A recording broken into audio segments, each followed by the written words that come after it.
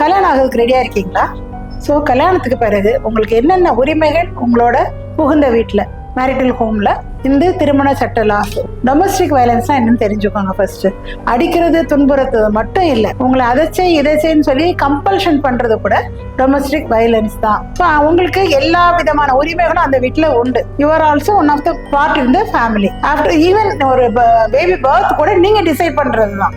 உங்களோட விருப்பத்தோட அது நடக்கணும். எல்லாம் ஹஸ்பண்டா இருந்தாலுமே உங்க விருப்பம் இல்லாம உங்களை அவங்க டச் பண்ணக்கூடாது. ஸோ இந்த மாதிரி நிறைய விஷயங்கள் இருக்கு.